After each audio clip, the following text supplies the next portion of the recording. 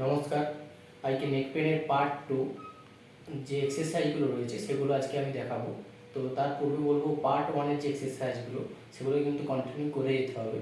তো এর সাথে সাথে পার্ট 2 যে এক্সারসাইজগুলো আজকে আমি দেখাবো ওগুলোও কিন্তু কন্টিনিউ করতে হবে। দিনে 2বার করে এক একটা এক্সারসাইজ দিনে 10বার করে করতে হবে এবং 2বার করে। তো প্রথম এক্সারসাইজ আমরা সোজা হয়ে বসবো, কোনো বেঞ্চ বা চেয়ার কিংবা খাটের সামনের দিকে বা আয়নার সামনে বসে করতে পারলে সেক্ষেত্রে কিন্তু আরও বেটার হয়। তো বসে কী করব না, বসে মাথাটাকে পেছনের দিকে আস্তে করে নিয়ে যাব, দিয়ে 1 থেকে 10 গুনব। ঠিক এইভাবে 1 2 3 4 5 6 7 8 9 10। আস্তে আস্তে আস্তে ঘাড়টা নিয়ে আসবো সামনের দিকে। এইভাবেই এটা 10 টাইম কিন্তু করতে হবে। তো এরপরে 30 সেকেন্ড থেকে 1 মিনিট রেস্ট দেব। তারপরে সেকেন্ড এক্সারসাইজ কি না, ঘাড়টাকে বাম দিকে হালকা করে বেন্ড করার চেষ্টা করব, যতটা পারবো বেন্ড করব এবং সোজাভাবে যেমন বেন্ডটা হয় তাহলে কিন্তু প্রপার মাসেল ওয়ার্কিং হবে এবং এক্ষেত্রে অনেক বেনিফিট পাওয়া যাবে। তো এভাবেও ঘাড়টা নিয়ে যাওয়ার পর 1 থেকে 10 কাউন্ট করব। 1 2 3 4 5 6 7 8 9 10। এইভাবে একইভাবে এর বিপরীত দিকেও কিন্তু 10 বার ঘাড় বেন্ড করব। 1 2 3 4 5 6 7 8 9 10।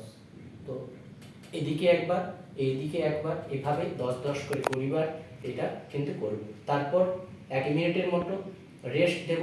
তারপর থার্ড এক্সারসাইজ আমরা শুরু করব। কি না, থার্ড এক্সারসাইজে সোজা হয়ে বসে থাকবো, আমি ওই কর্নারের দিকে তাকানোর জন্য ঘাড়টা ঘোরাবো, যতটা পারবো ঠিক ততটাই কিন্তু ঘাড়টা ঘোরাবো।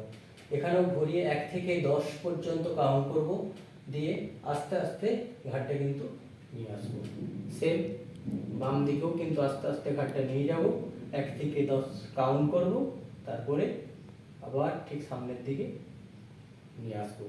এই এক্সারসাইজগুলো কিন্তু করতে হবে দিনে 2 বার করে।